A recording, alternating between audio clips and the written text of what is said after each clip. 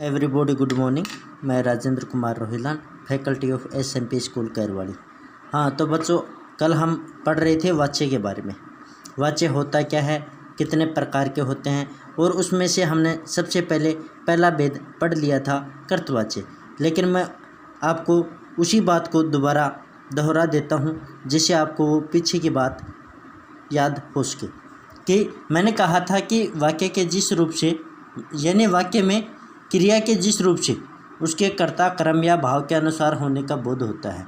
यानी कोई भी वाक्य हमें दिया हुआ है, उसमें क्रिया है वो किसके अनुसार है, कर्ता के अनुसार है, क्रम के अनुसार है या भाव के अनुसार है। जिसके अनुसार होगी उसे ही हम क्या कहते हैं, वाच्य कहते हैं।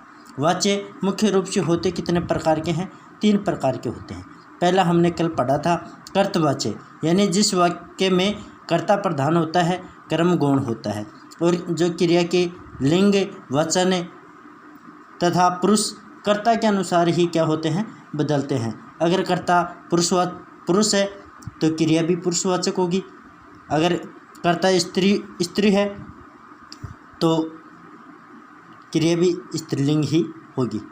और एक मुख्य बात ये होती है कि कर्तवाच्य में अकर्मक और सकर्मक दोनों प्रकार की क्रियाएं प्रयुक्त हो सकती हैं, यानी दोनों प्रकार के क्रियाओं के वाक्य आ सकते हैं। अब हम दूसरा पढ़ेंगे क्रमवाच्य। जिस वाक्य में क्रम प्रधान होता है। देखो मुख्य बात, यानी क्रमवाच्य वही होता है जिस वाक्य में क्रम प्रधान होता है तथा कर्ता गौण होता है। क्या होता है, कर्ता गौण होता है, और क्रिया क्रम के लिंग, वचन और पुरुष के अनुसार प्रयुक्त होती है, तब क्रमवाच्य होता है।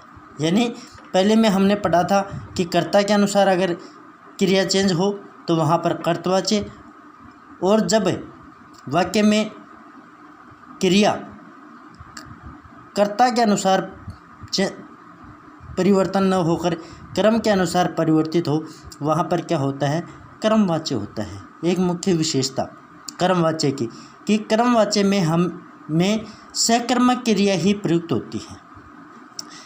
कर्तवाच्य में अकर्मक और सकर्मक दोनों प्रकार की क्रियाएं प्रयुक्त होती हैं, लेकिन क्रमवाच्य में हमेशा सकर्मक क्रियाएं ही प्रयुक्त होती हैं।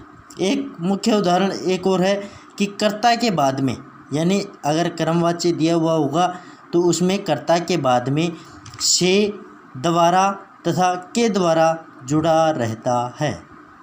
यानी वो वाक्य कर्ता या तो से के द्वारा जुड़ा होगा, या द्वारा के द्वारा, या फिर के द्वारा, उनके बाद में जुड़ा होता है।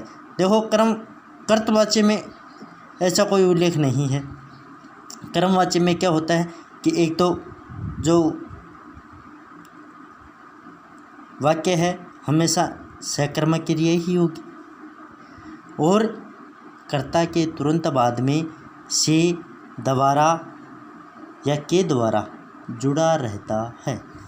देखो जैसे मैं आपको उदाहरण बताता हूँ, जैसे रमेश के द्वारा पत्र लिखा जाता है।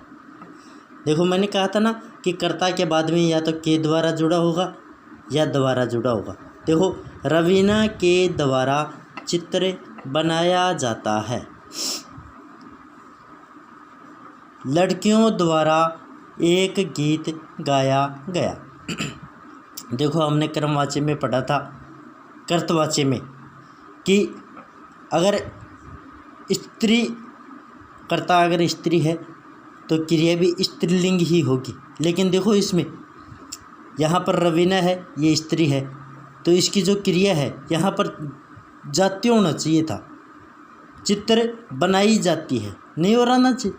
तो ऐसे वाक्य जिनमें कर्ता के अनुसार क्रिया परिवर्तन न होकर किसके अनुसार परिवर्तित हो, क्रम के अनुसार परिवर्तित हो।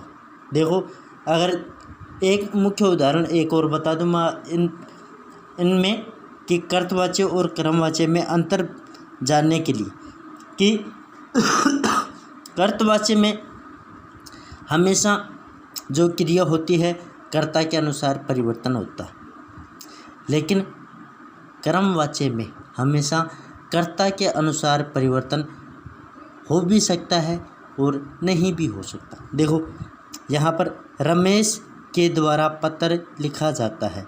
देखो रमेश है तो जाता है। अगर मैं रमेश की जगह ये लिख दूँ कि रवीना, देखो दूसरा है रवीना के द्वारा चित्र बनाया जाता है।